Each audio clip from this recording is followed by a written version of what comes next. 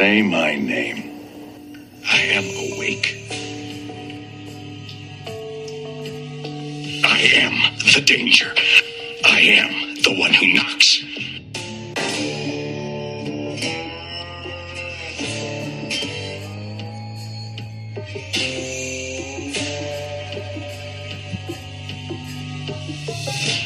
Welcome back to Breaking Into Breaking Bad with Clifford and Caleb Humphrey.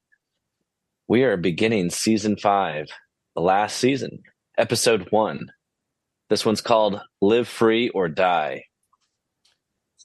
Cabes, you want to give us a recap of what happens in this episode? Sure thing.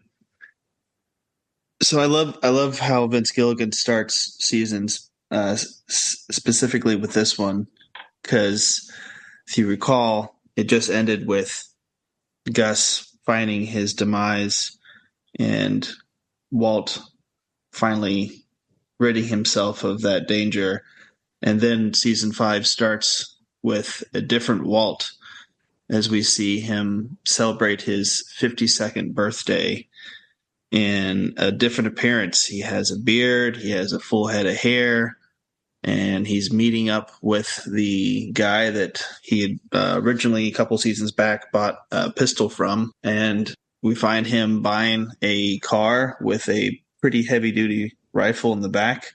He closes the trunk, and that's it. And then it goes back to present day where season 4 left off. But this one was pretty great. This one, pretty much it had Walt covering his tracks from how he devised the plan to get Jesse on his side. We also see the Ted Beneke, what happened with him. But yeah, this one had a really good mystery to the beginning intro part, and then them teaming up with Mike to cover up loose ends with everything. So it was a good one. Yeah, I didn't connect that it was the same guy that he bought the pistol from. I'd forgotten that, so that's interesting. So the title of this one is Live Free or Die. Any thoughts there? I don't know if that was a motto for anything or if it was just based off of what had happened for him to get to where he was at. Yeah, if you remember when he closes the trunk of the car, the license plate. Remember the state? Let's see. Is it Delaware? Nope. New Hampshire. New Hampshire. Yep. State motto: New Hampshire, live free or die. But I wonder, is there anything else to it? You know, there's something about what's going on in the episode that might speak to that. I don't know. Maybe it's one of these that we'll have to kind of think. We'll have to come back to once we sort of catch up to wherever that Walt is. Right. I agree that it's interesting the way Gilligan does that. It makes you, it confuses you. You're like, wait a minute. I thought I knew where this was going, and this was not, what you're showing me here is not at all what I expected. And I was trying to remember when the show starts, does it start on a Walt's 50th birthday? Yeah, because they showed the bust that Hank did on TV, and he was having to show him how to hold the pistol and everything. So yeah, that was his 50th birthday. Yep.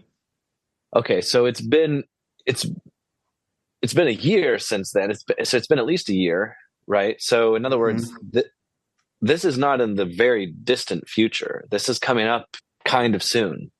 Could be. Yep. But we also know that he presented an ID from New Hampshire that said his last name was Lambert also. So it wasn't even his real ID. Yeah. She's like, you sure? You get a free breakfast. He was like, all right. Yeah. No, the whole scene was really weird. The way he makes the bacon spell 52, which is the same thing he did for his 50th. Oh, I didn't remember that.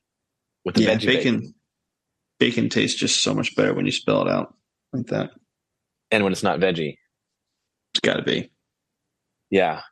The other things to note about that intro scene, since I guess that's what we're talking about now, he doesn't even eat the breakfast. It looked like a delicious breakfast too. It did. It really did. And the waitress, it's not clear. Is she kind of like annoying to him? Like she just keeps talking, whatever. But he leaves her $100 tip. And yeah, his mind was clearly somewhere else. yeah. Well, again, that whole scene seems to be designed to confuse us, and it, we just have to kind of let it confuse us and go back to the show. So, getting into where this one picks up, it literally starts with the last scene that we saw. So it replays that scene. We see Walt say to Skylar, I won. We're safe now. It's over. And as we noted, I think the end of the last episode, I mean, that could have been the end of the show. That's it. Walt won. Right. And then he just runs his car wash and launders the money through there, and that's it. But obviously that's not going to be it. And so there's a lot more to the show. And I think that maybe the only thing to note about that is that something like the main point that Vince Gilligan and the writer of the show would want us to know is something that hasn't been revealed yet. Right. And that the way that last season resolved, it didn't resolve the main thing that they're trying to resolve. So we got to keep going. So here we go. Walt runs back, cleans up all the bomb making equipment from his kitchen. Smart. Pours himself a drink, and then he's like, "Oh no, I got to get rid of that Lily of the Valley plant too." So he gets rid of that, gets rid of all the evidence, and just in time for Skylar and Walt Jr. to come back, and everything's fine, and we're back to that dynamic where Walt Jr. is enamored with Hank. And, right. Oh, Dad, like, Hank, Uncle Hank, he's a hero, and he knew it all along, and he's all over the news, and this is a national story. And Walt's back to being the kind of background noise kind of guy.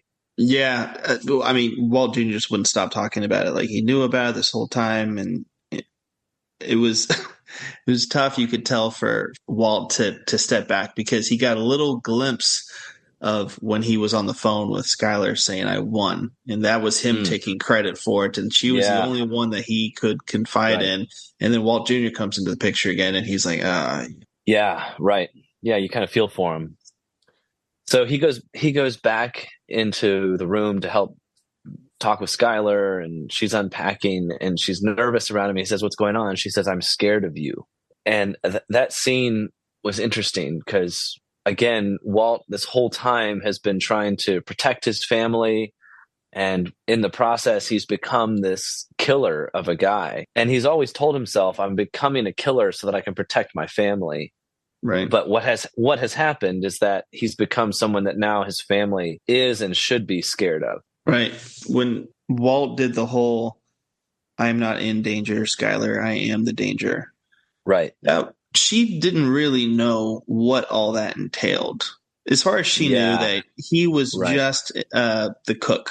That was it. She even kind of explained that was his role. Just manufacturing. Yeah. I'm just in the back, I don't do anything bad. And then she finds out that he not only was involved with Gus, but blew him up and someone else up. He manufactured a bomb. So at this point, she's now under the assumption that he is the danger. And she never thought that he was capable of. Why would she? Yeah. She's known him for as long as she has. She's been married. He's never turned into this Heisenberg character before. And now she sees it firsthand. So this is the first time that she's been able to really see Walt as Heisenberg. And she had no idea before. Right. Yeah, that's an interesting observation, that now she doesn't need convincing. She knows he is the danger.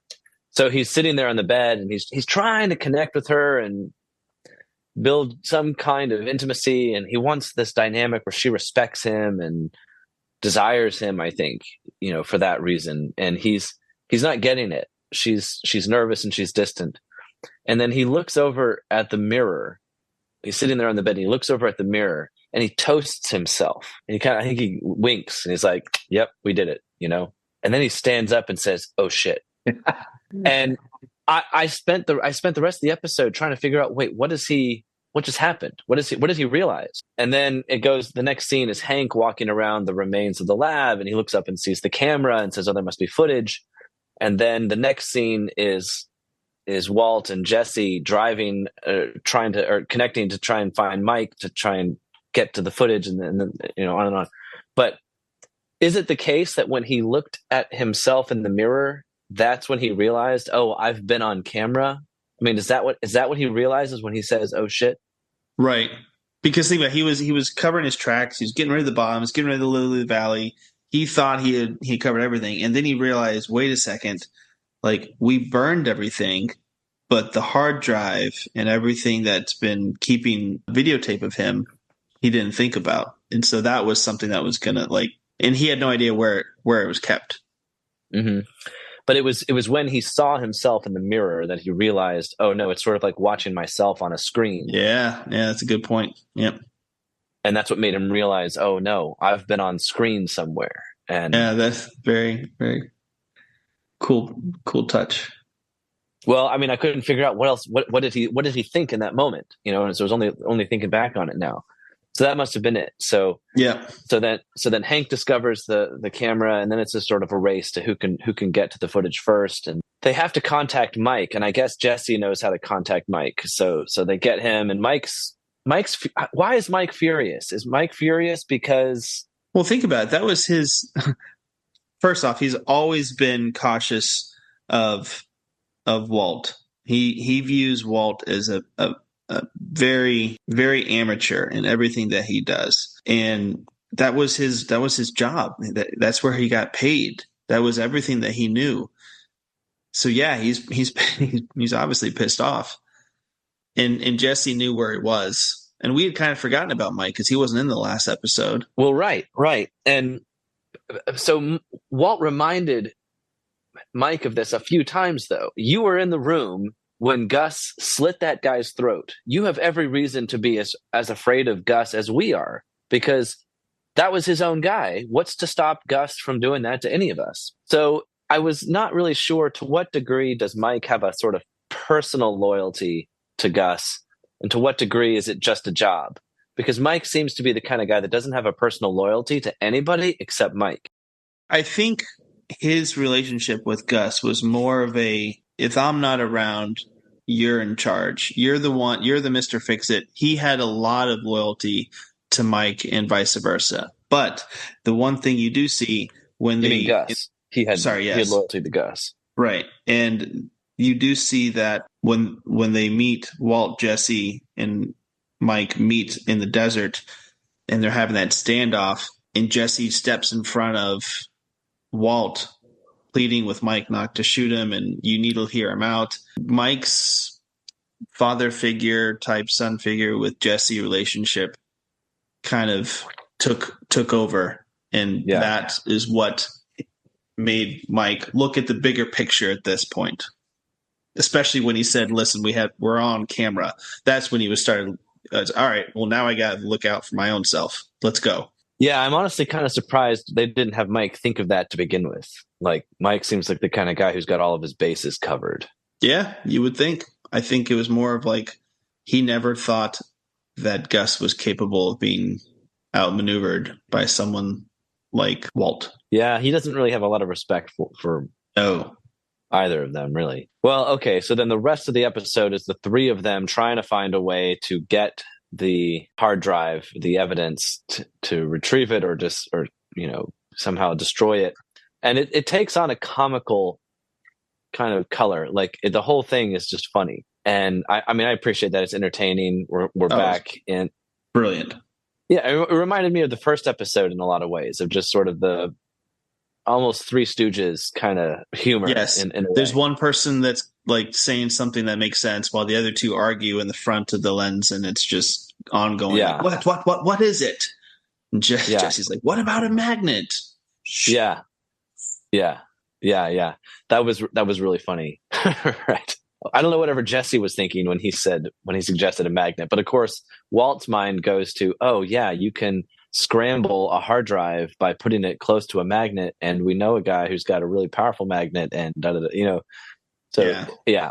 And Mike had zero faith that this was going to work at all until he saw it, and you saw in his face, in his eyes, when it actually did work. He was like, "Whoa!" Right. He's ready to skip the country and give up on it. So, Okay, so what do we need to say about the planning of, this heist, as it were, that they pull off? I mean, it's very Ocean's 11 kind of.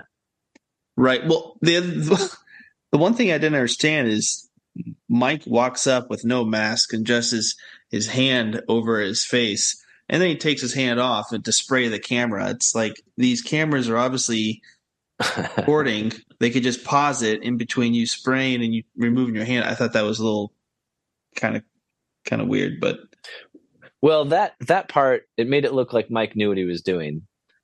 He was a little more confident than I would be that, oh, there's only one camera and I found it, and as long as I, black it out, then we're fine. And he's also very confident that he knows how to break into that security gate by just unscrewing the lid and hot wiring these two wires. All you gotta do. Voila, Right.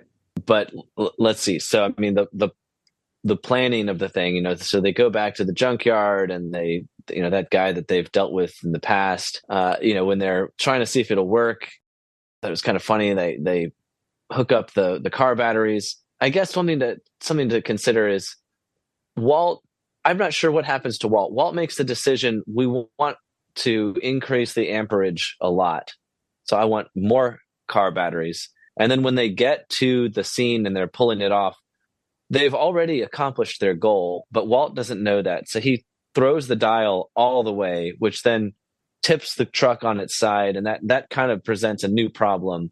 Walt says it's not going to be a problem because it's not going to be traceable, but they have to pull an audible at that point. And I guess what happens is Walt and Jesse run for it and somehow get out without being caught, even though there's probably multiple cameras all around, tons of cops who are able to run and get in a car and track them down. So they rely on luck a lot to escape ultimately because of, what was it? Was it Walt's arrogance? Was it Walt's overbearing fear that they weren't going to get it? They weren't going to be successful unless they used the full power of the thing, even though it was going to damage the truck? Yeah, Walt turned into it was obviously Heisenberg at that point, but it was a very strange confidence that he had because he felt like he had to go all the way. And even then, when they get in the car with Mike and Mike's not prepared for this situation, asking, where we got the fingerprints, like, oh no, there's no fingerprints. Well, why do I gotta trust you? Because I say so. Like, we haven't seen that level of confidence from Walt at all. There maybe to an extent, but not to that percentage. It was a very, very strange thing. Like, it was all planned. Like, Walt didn't care at all that the truck left. Maybe he Almost wanted to stay there the whole time because that truck is very obvious, and it left a more of a decoy for the cops to go look at, because they're like, what is this? And they're staring at that while Walt and Jesse run away. Right.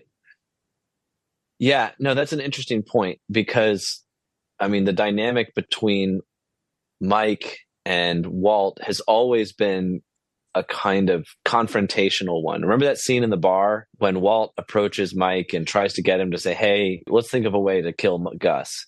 Right. And Mike punches him,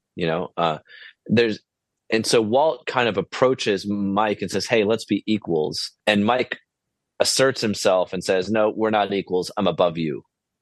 And he maintains that all the time. And when they first meet and he wants to try and shoot him, that's back. Right. But then slowly as they work together, I don't know if it's because Walt is able to use his brain and shows Mike how powerful really Walt is, how clever he is, that he starts to assert himself over Mike. So Mike's got all the skills and a kind of physical prowess that Walt doesn't have. Right. And so Mike has always used that for leverage against Walt. But then throughout the episode, Walt shows that his just brain power is superior to Mike's, and I think by the end, I think you're right. What that shows is that Walt says, don't worry about it. Like, he asserts himself in a way that's kind of the alpha dog now. And it's a little more arrogant. I mean, it's a little more confident than he probably should be, because that means he's saying, I'm responsible. I'm confident even that Jesse didn't leave fingerprints, which is not something I don't think Walt would ever want to say, yeah, no, trust me. Jesse hasn't done that. Jesse's completely capable of leaving fingerprints. I mean, like, Yeah. I wouldn't want to guarantee anything for Jesse. So anyway, but I think you're right though, that marks a difference in the dynamic between the two of them. Yeah. So why go back to Ted Beneke, and why have Saul come to Skylar and say, hey, we got a potential problem here. This guy, Ted Beneke, is now has come out of his coma. I mean, they could have just had him die and that was the end of it. Why resurrect him in this horrible state and have Skylar go there? And then he's terrified of Skylar, and he tells her, trust me, I didn't say anything. I didn't say a word. I'm not going to say a word. All I'm going to say is that I tripped and I fell, and, we have no other business, just get out of my life.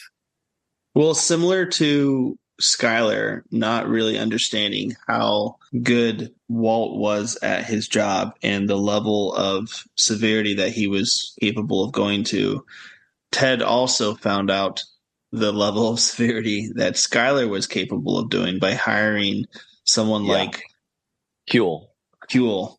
And it was, what he says, it's an act of God. and it gave a chance for Skylar to kind of don't think about talking to the cops, right? And it was a way for her to kind of end things completely with the whole Ted conversation of the IRS and everything, because they already sent the check. Right. Yeah. Okay. Well, I don't expect that we'll be hearing anything more about Ted Beneke in the future. And this was just, like you said, a kind of way to bring closure to that. Speaking of Huel, we also get this interesting scene where Walt is in Saul's office, and Saul is telling him, yeah, well, we had the situation with Beneke, and they specifically have Saul tell Walt, listen, you had Huel get that cigarette pack out of Jesse's, use it with his like clumsy fingers, getting that cigarette pack out of Jesse's pocket. I felt completely confirmed in my suspicion that was a long shot that they wanted us to believe however many episodes ago. And by their having to like confirm it here tells me, I know, yeah, it was a little unbelievable. So we're going to just tell you explicitly, yes, that is exactly what Huel did. That's how we're going to cover the basis for that kind of leap in the story. That's what happened. Huel was able to pat Jesse down, and in that action, he was able to lift the cigarettes from Jesse, and somehow was able to get the ricin cigarette out and put the pack back in Jesse's pocket. I mean, the whole thing is absurd, but I think they admit that it's absurd by having to tell us explicitly in this episode, so many episodes later, for no reason. Well, there was a reason, because at that point, Huel, and you were probably about to get to it, Huel said, I didn't know that it was going to make the kid sick, meaning the Lily of the Valley. And that kind of crossed a line for Saul. And Saul didn't, at that point, Saul was like, we're done. I'm not dealing with you anymore. This is it. And for Saul to say no to something that he knows has brought in a lot of money, especially with the no fear of Gus anymore, it said a lot. So I think he didn't want the ricin with him anymore. So he was like, take this. We could finally talk. And now I also get to tell you about the whole scenario with Skylar and giving up the money that he had, Walt's money, basically. And that's when Walt basically says, we're done when I say we're done. And put himself above. Yeah. No. So really interesting point. You're tying some things together that I hadn't noticed. So not only does Walt assert himself over Mike, which he's never done before, he also asserts himself over Saul in a way he's never done before. Right. And let's just cast our minds back for a second to the very first real interaction between Walt and Saul. It's when they kidnap him and they try to force him, to help them out, but they have to wear those silly masks, and Saul's sitting there completely at their mercy, kidnapped in the desert, and Saul's able to tell them, take those stupid masks off, and they have to do it. Like, Saul's kind of the one who's the alpha dog there, right, in that situation. And here we are, they've been able to work together sort of as equals, for all this time. But in this instance, you have Saul tell Walt, we're done. And why? Because Saul had the same compunction that Walt used to have, which is that I draw a line with hurting kids. If you're going to hurt kids, I'm not involved. I'm not going to do that. And that used to be Walt's line, but then Walt kind of got involved. So when Saul does that, though, Walt does this really creepy thing where he gets all up in Saul's face, and Saul can't look him in the eyes. You notice that? He looks away. Right. Which is a very sort of beta dog move. Yes. When you can't tail look between the other your guy. legs. Yeah. And Walt just knows you're gonna do what I say, and this is over when I say it's over. This relationship, this business relationship, is no longer consensual. It's no longer two parties contracting together. It's now slavery, and I'm the tyrant, and you work for me until I say you no longer work for me. Right. Well, because he took out the king, and so now he's the king in his mind at this point so far. Right. That's right. Yeah, so there's a bit of a power vacuum, and Mm-hmm. Walt's assuming that position that now with Gus gone, who is everyone going to be afraid of now? Right. Now they're all going to be afraid of Walt. Yeah, great point. Okay, well, so somehow we have to reconcile all these thoughts with this last scene where Walt hugs Skylar and tells her that he forgives her after Saul told him about what she did to take the money and give it to Ted and all that, and that screwed them, if you remember, because the scene in Crawl Space when Walt had the plan to have them both just disappear, and they couldn't do that because they didn't have the money, and because Skylar didn't talk to him about it.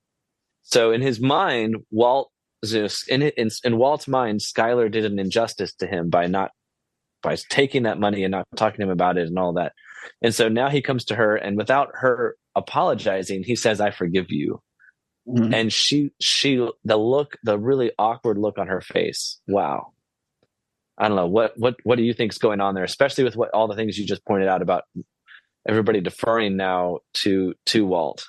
Well, first off, I'd say that line, without it following someone saying, will you forgive me, is never going to be responded with the best of answers. Just to go up to I forgive you. Well, I didn't say okay. So you got that going for you. But Skylar she's still awestruck with what happened to my husband. First off, it's one thing to be a cook for meth, but this guy that has actually been killing people, and these are only the ones that I know he's killed. So what else has he done? Right. And everything is kind of starting all the pieces are coming together for her throughout, the first couple seasons. So yeah, she's still, I don't know what's going on, but there's a level of fear now that she is playing with. So I think that the theme for this episode that we've hit on is that Walt is the one who's now completely dominant in every major relationship, except in his relationship with his son. He's still the kind of, oh, I hope you like me, son, even though I know that you think your uncle is the the better man. But we've seen with Mike the way he asserts dominance over Mike. We've seen the way he asserts a dominance over Saul, and then here with Skylar, in the same way that he tells Saul, it's over when I say it's over. Right. He's saying to Skylar, you're wrong when I say that you're wrong, and I say that you're wrong because when I say I forgive you, I'm saying you're wrong. And so, in a way, he's asserting a dominance there also that I think is new. Right. There was one piece that we should probably talk on that it was very briefly covered, is when the magnet, post-magnet in the building and everything's being destroyed, and they're going through all of the damaged things, and then they see, I guess it was like a routing number or something like that written on the back of one of Gus's pictures. Right. Yeah. No, that was really telling. I mean, that was the bank account or something. I mean, it was, that's obviously going to feature in the next episode or two. So yeah, right. Good point. We need to note that. So we'll see what happens. And it's going to be ironic when they do find it, because they would not have found it had Walt and Jesse not done the magnet thing. But of course, had they not done the magnet thing, then Hank would have been able to nail them pretty quickly. So, right. And if Walt had just gone to work for Elliot in the beginning, none of this would have happened. See? There's a lot of things you could say. Yeah. So.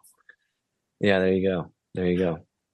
Thank you, everybody, for listening. We really do appreciate it. I mean, you spent a lot of time with us, and we appreciate that commitment. We hope that you will follow through with that commitment by liking, sharing, and subscribing if you have not done that yet. And we hope that you'll follow us on Twitter and on YouTube, and that you'll share us there. Feel free to leave a comment, reach out to us. We'd love to hear from our faithful fans. And stay tuned for the next episode when we break into Breaking Bad once again.